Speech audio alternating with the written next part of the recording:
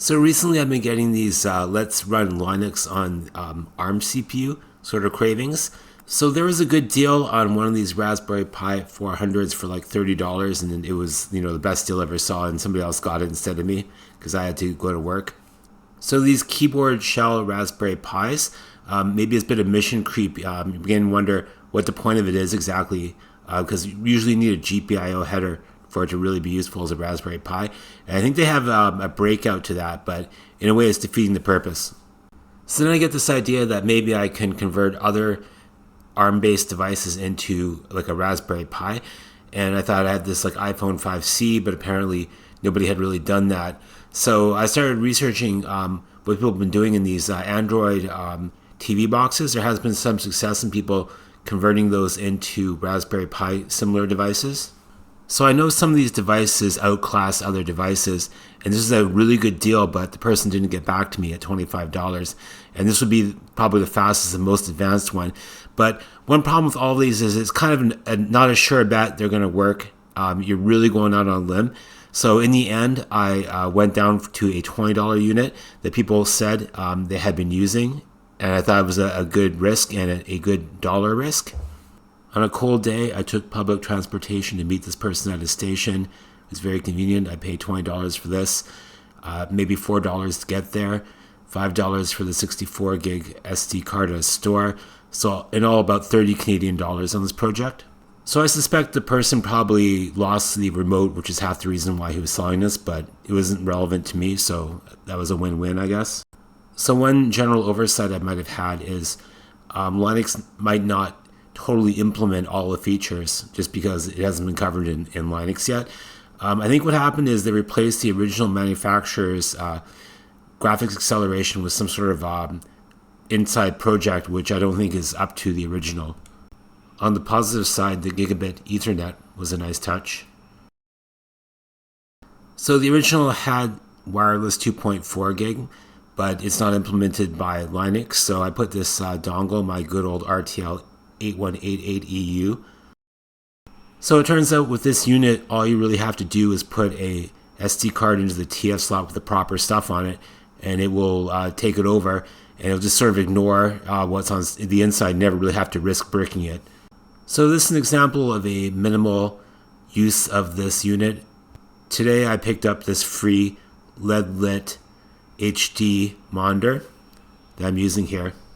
So really I'm breaking out one USB port on a hub for some other devices, but there's the wireless dongle and the other USB port.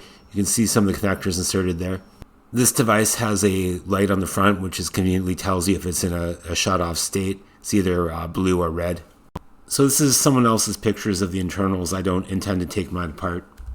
So apparently this unit, which is Chinese produced, has an S905W, which is sort of like a lower version of the S905, as I understand. My understanding is this board came in a 1 or 2 gigabyte RAM version. I checked to see if it was 2, and I got it because it was 2.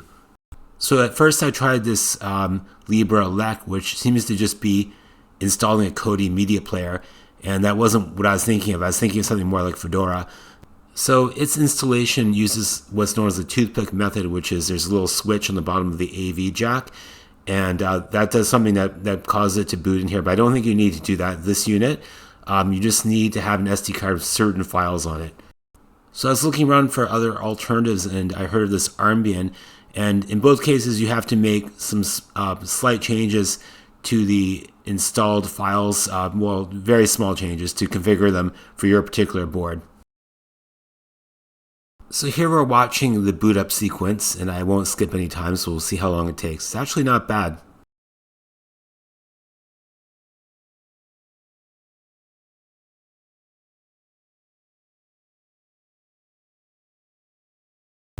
So what I find ironic is this functions a lot like my former Odroid C1, which was another AM logic based single board computer.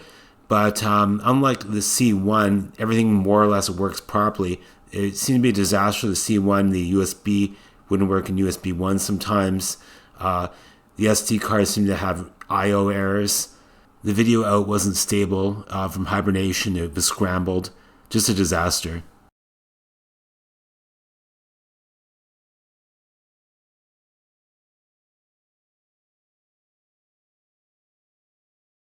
So the boot process is pretty much finished at this point, and I had troubles with the exposure, so I had to start recording again. I'm going to cut it off soon. So this looks more like the screen. So web browsing using this Firefox ESL is kind of painful, probably too painful. So I put what I thought was a good amount of packages into the system, and then I backed up all the downloaded packages, which hopefully I'd be able to install later. So I'm, archiving the original ISO and these packages, and hopefully that would get me back to wherever I need to be. But in addition, there was the compiler tools, X11 libraries, OpenGL libraries, ALSA, STL2. Those are things I installed. I thought that if I wanted to make my own ARM programs for some reason, those are the things I'd probably need. I know it has Python 3.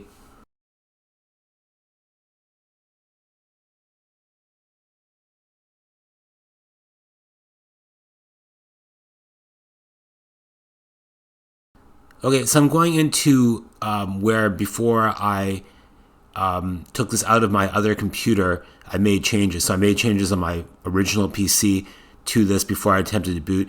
But basically, you have to take one of these U-boots, turn one of them into the ext.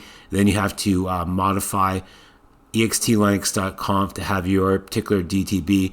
In my case, it's the 905WP211, I believe, or 81.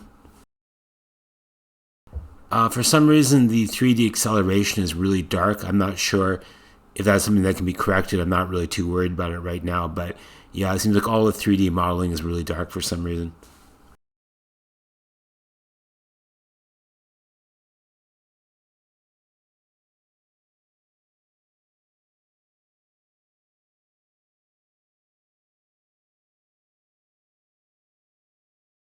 The GIMP paint program, Adobe Photoshop for Linux, the performance wasn't horrible. I mean, you could just about do it.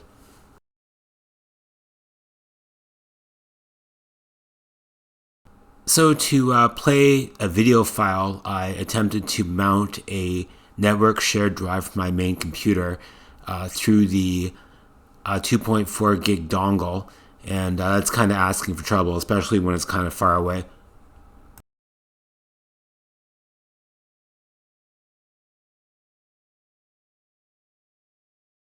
So in my experience, MPlayer doesn't work very well, and I think there's something wrong with video acceleration features. So, if you could tap into the onboard acceleration features, you could probably do this better.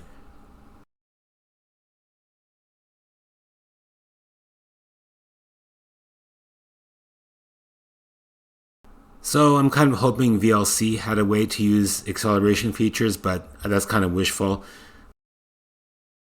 So I'll just leave you with some of the pre-kernel load messages. So I was happy with this $30 adventure. I think it really worked out well, but it doesn't have a lot of real uses for me. Thanks for watching.